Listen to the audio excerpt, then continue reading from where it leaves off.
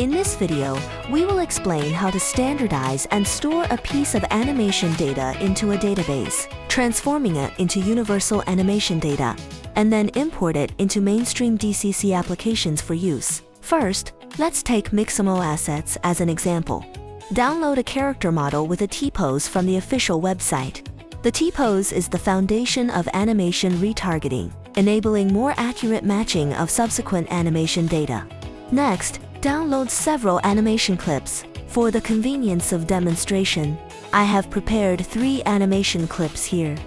Next, we import the downloaded T-pose character into the Animcraft character library. If this is your first time using this feature, remember to set the storage path for the character library first. To ensure that the subsequent animation data is correctly matched, we need to create a template for this character and save it. To make the process clearer for everyone, I will demonstrate the entire procedure again. Select the skeleton, then right-click for mapping. The spine bones need to be mapped sequentially from bottom to top. Do not skip any. If the bones appear too large, you can adjust the bone size display here. When all the mapping is completed, the indicator light will turn green. After the template is created, we can save it for future use. In the future, when encountering characters with the same skeleton structure, Animcraft can automatically recognize and match this template, saving the tedious steps of repeated mapping. Once the character template is saved, we switch to the action library. Similarly, if you haven't set the storage path for the action library yet, you need to specify it first. After the setup is complete, directly import the animation files you just downloaded. Click Upload, and the animation data will be automatically stored in the action library, ready to be used at any time. Click Refined, and you can see that the imported animations have been automatically recognized by the template we just created. If we have multiple animations to import, we can also try the Batch Import function to import multiple animation files at once. If the character's GIF thumbnail appears too small to see clearly, you can first use the mouse wheel to zoom in to a suitable size. Then click Re-render. It is worth noting here that the import steps for MMD animations are slightly different. First, you need to import an MMD character into the character library. Then click the Combine feature and directly drag the MMD animation file into it to complete the import. It is worth mentioning that now when importing animations for ADV-bound characters, manual mapping is no longer required. You simply need to directly select the controller, and you can import the animation with one click.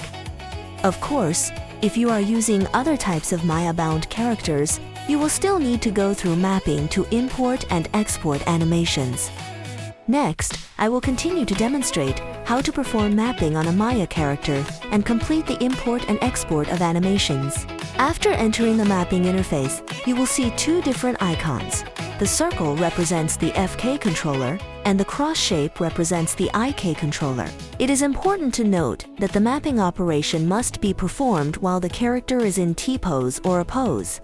We can first complete the mapping for all FK controllers, then switch to the IK controllers. Continue mapping the remaining parts to ensure that all controllers are correctly recognized.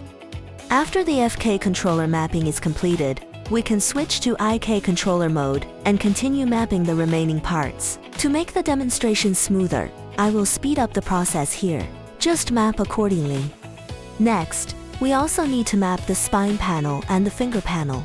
After all the mapping is done, don't forget to save the template so you won't need to remap it next time. Click Match, and once the indicator light turns green, you can import the animation. If you want to modify the animation and then store it back into Animcraft, it's also very simple.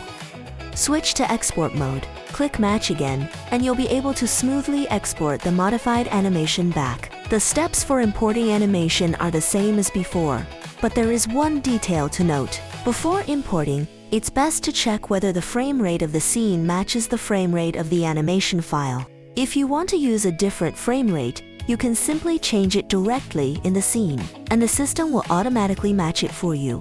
Alright, Next, I will briefly demonstrate how to export the modified animation back into the main Animcraft software. After confirming that the animation modifications are complete, we switch to the export panel. Since the match has already been done before, we can now simply click Export to export the animation. The exported file format is .acd. This is Animcraft's universal animation format. Just drag this file back into the main Animcraft software, and the modified animation will be automatically stored in the library. It's very simple. The same mapping process also applies to Blender-bound characters. After completing the mapping, click Match, and you can import the animation. The only difference is that Blender's import panel is located in an external interface. The operational logic is slightly different, but the overall workflow remains the same. In comparison, the operation in 3ds Max is even simpler. It directly supports importing animations into biped-bound characters without requiring mapping at all. When importing, the system will pop up a prompt asking you to choose between character orientation or animation orientation. If you want to import the animation according to the character's own orientation, select Character Orientation. If you want the animation to play in its original orientation, select Animation Orientation. Simply click the Export Animcraft Anim Data button to export the animation. If you wish to retain binding information such as biped for further adjustments, you can check the corresponding option. It directly generates a folder containing the animation data and related information.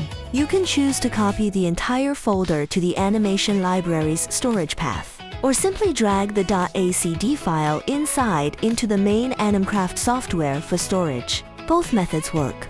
For more practical tutorials, please visit www.animcraft.com.